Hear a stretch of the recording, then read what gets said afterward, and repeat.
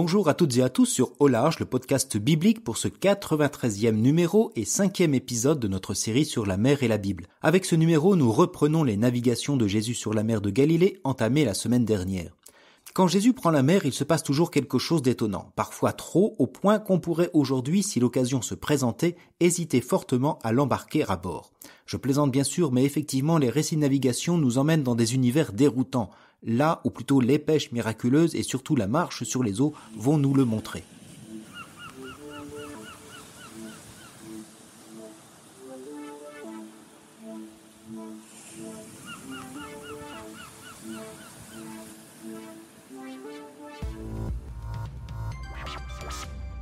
Outre les récits de navigation, deux évangiles nous proposent des récits de pêche et de pêche miraculeuse. Il ne s'agit pas d'un même récit que l'on retrouverait dans deux épisodes, mais de deux récits assez différents. Le premier se trouve chez Saint Luc, au début de son évangile, au chapitre 5, et il associe cette pêche miraculeuse à l'appel de Pierre et des premiers disciples. Alors ce texte a déjà été commenté dans le 12e épisode de ce podcast. Pour résumer, je disais que le récit faisait passer Pierre et ses compagnons du savoir-faire maritime au faire-savoir évangélique. Le miracle était au service de l'appel à la mission à la suite du Christ. Dans la version de l'évangile de Jean, la pêche miraculeuse se situe tout à la fin de l'évangile au chapitre 21 après la résurrection. Le Christ ressuscité se manifeste alors que les apôtres décontenancés sont partis pêcher. Le récit est construit comme une expérience pascale qui fait passer les disciples de la nuit au jour, de l'échec et du vide à la surabondance, de la désespérance au repas partagé. Comme chez Saint Luc, la pêche miraculeuse devient le symbole du salut et de la mission. Elle n'est qu'un prétexte d'ailleurs parce que dans les deux récits, elle est vite oubliée au profit de la rencontre et de la reconnaissance du Sauveur en la personne de Jésus. Outre des filets prêts à se déchirer au vu de la quantité de poissons, les deux récits mettent en scène l'apôtre Simon-Pierre. Comme pour les autres récits de miracles maritimes, le support narratif sert à exprimer la foi en Christ. La marche sur les eaux n'échappe pas à cette règle. Jésus, marchant sur la mer, c'est une scène qui peut nous paraître étrange, voire suspicieuse. Un homme peut-il poser ses pas sur les eaux? Mais la question concerne moins le comment que le pourquoi et le pour qui. J'aurais pu prendre la version de Marc que j'ai commentée dans un article du blog, ou celle de Jean, mais celle de Matthieu va plutôt nous intéresser. Toutes les références sont en note de cet épisode et sur le blog. Les trois récits sont construits à peu près de la même manière. D'abord, ils se situent tous trois après le miracle de la multiplication des pains. La marche sur les eaux constitue en quelque sorte la confirmation de la figure messianique et salvifique de Jésus. Leur trame générale est également similaire. Après la multiplication des pains, Jésus renvoie ses disciples en barque, lui décide d'aller à destination par ses propres moyens. Or, cette nuit-là, tandis que les disciples sont en difficulté au milieu de la mer, Jésus les rejoint en marchant sur les eaux, provoquant leur peur. S'étant fait reconnaître, Jésus calme les eaux et fait parvenir ses disciples sur le rivage. Vous aurez deviné, on a en gros le même mécanisme littéraire que pour la tempête apaisée. Jésus vient apporter son salut à ses disciples en danger. De même, le récit anticipe la foi des disciples dans le ressuscité. Si j'ai choisi le récit de Matthieu, c'est qu'il est le seul à posséder un élément supplémentaire intéressant. Il fait intervenir Pierre qui demande à marcher sur les eaux à la suite du Christ. Chez Matthieu, ce personnage de Simon-Pierre, c'est la figure apostolique et ecclésiale par excellence. Tu es Pierre, et sur cette pierre je bâtirai mon église. Ce verset connu ne se trouve que chez Matthieu au chapitre 16, verset 18. Prenons connaissance de ce récit. Dans l'évangile selon Matthieu, au chapitre 14, à partir du verset 22, il est écrit « Aussitôt Jésus obligea les disciples à monter dans la barque et à le précéder sur l'autre rive pendant qu'il renverrait les foules. Quand il les eut renvoyés, il gravit la montagne à l'écart pour prier. Le soir venu, il était là, seul. La barque était déjà à une bonne distance de la terre, elle était battue par les vagues car le vent était contraire. Une fois de plus, nous l'entendons, les disciples sont embarqués et naviguent de nuit. Le récit nous invite à faire mémoire de cette tempête apaisée.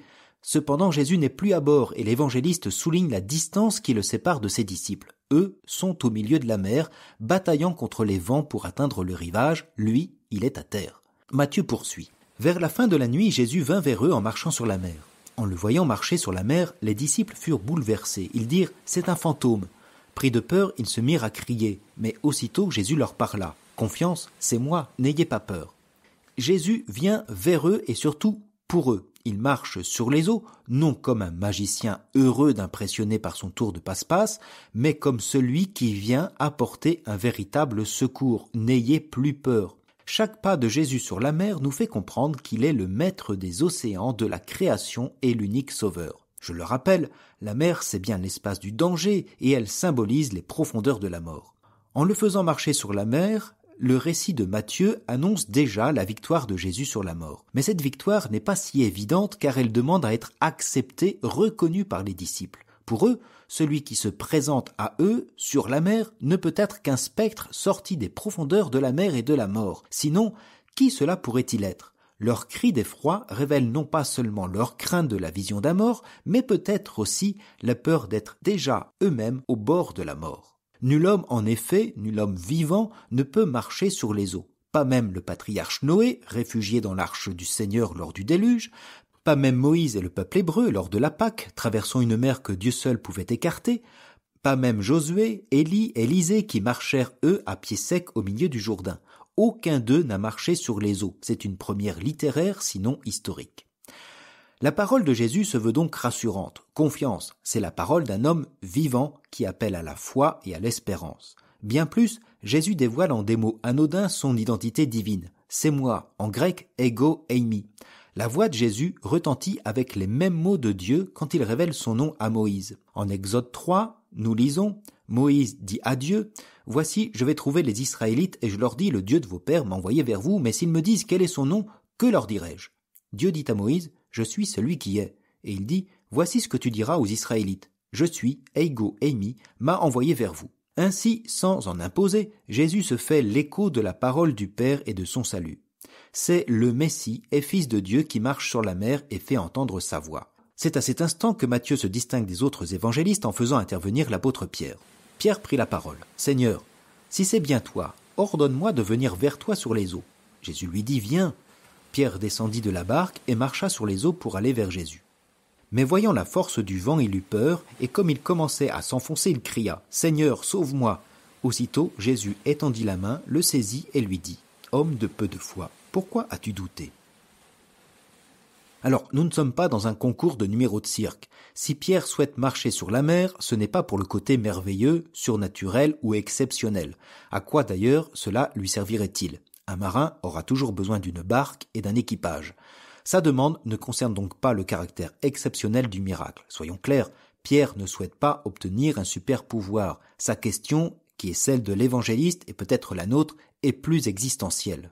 En effet, à travers la tempête apaisée, puis la multiplication des pains, Jésus s'était manifesté dans son identité divine pour laquelle il sera reconnu à Pâques. Il est le Fils de Dieu ressuscité d'entre les morts. Telle est la foi des premiers disciples. Mais en quoi son identité divine concerne l'humanité ? Que Jésus marche sur les eaux, cela n'a rien d'extraordinaire puisqu'il est le Fils de Dieu. Mais l'homme, l'être humain, le peut-il ? La demande de Pierre rejoint ce questionnement. L'humanité est-elle concernée par la résurrection, par la présence du Christ ? Pierre peut-il marcher sur la mer ? La réponse est oui et non. Oui, il marche sur les eaux et c'est une réussite. Il commence à rejoindre Jésus. Mais pas tout à fait. La peur le fait s'enfoncer. Il lui faut encore s'appuyer sur Jésus. « Seigneur, sauve-moi » Le récit veut montrer que la capacité à marcher sur les eaux ne tient que par la foi mise en Jésus-Christ. Sans lui, tout part à l'eau. C'est sa parole et sa main tendue qui sauvent Pierre, de même que ce sera sa présence qui permet encore au vent de se calmer. Ainsi, le récit de Matthieu se poursuit. Et quand ils furent montés dans la barque, le vent tomba. Alors ceux qui étaient dans la barque se prosternèrent devant lui et lui dirent « Vraiment, tu es le Fils de Dieu ». Après la traversée, ils abordèrent Génézareth. Une fois encore, le récit de navigation évangélique révèle Jésus dans son identité de Fils de Dieu. Mais cette fois n'est pas une simple reconnaissance d'un être divin, mais d'un sauveur.